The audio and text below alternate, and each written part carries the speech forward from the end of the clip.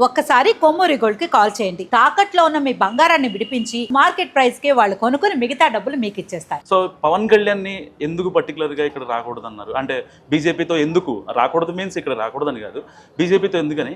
And Congress ఇచ్చినంత voice లేకపోతే BRS ఇచ్చినంత వాయిస్ గ్రౌండ్ లెవెల్లో బీజేపీ స్ట్రాంగ్ ఉందని బీజేపీ నేతలు చాలా కుండబద్దలు కొడతారు. అలాంటి లీడర్లు ఎవరు కూడా దేశం గురించి కానీ ధర్మం గురించి కానీ పార్టీ గురించి కానీ ఎందుకు అంత స్ట్రాంగ్గా ఉండరు. అలయన్స్ ఇష్యూలో అది ప్రెసిడెంట్ మా ఎన్డీఏ వాళ్ళు మాట్లాడతారు పైన. పవన్ కళ్యాణ్ ఎప్పుడు చూడడానికి ఉండలేదు.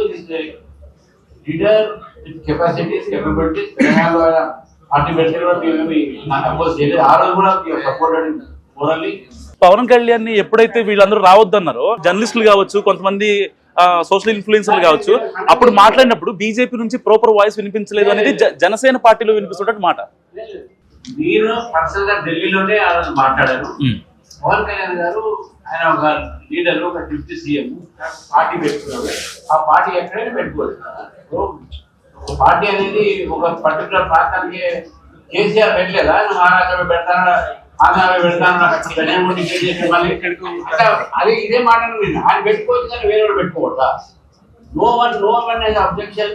పవన్ కళ్యాణ్ గారికి పార్టీ పెట్టారు. నేనే దాన్ని ఫస్ట్ కండక్ట్ చేసిన. ఎప్పుడైతే వేరే వాళ్ళు అపోజ్ చేసారు అలయన్స్ ఉంటదంటారా నెక్స్ట్ అదే చెప్తున్నా. అలయన్స్ అనేది మా నేషనల్ లీడర్స్ డిసైడ్ చేస్తారు. నేను హైకమాండ్ నేను ఉన్నాను, ఇక్కడ నేను అనౌన్స్ చేయకూడదు ఏదైనా ఉంటే, ఎందుకంటే పాలసీ మ్యాటర్. అండ్ నేషనల్ పార్టీలో పాలసీ మ్యాటర్ నేషనల్ పార్టీ. ఇంకోటి ఏంటంటే కొన్ని మీడియా ఇక్కడ చదువుగా మనం చెప్పని మాటలు కూడా కొన్ని రాసేస్తారు. అలా చెప్పవు, అది రాసేస్తారు. మీరు తర్వాత తలకాయ పట్టుకోవాలి. బెటర్ ఏంటంటే సైలెంట్ ఉన్న బెటర్.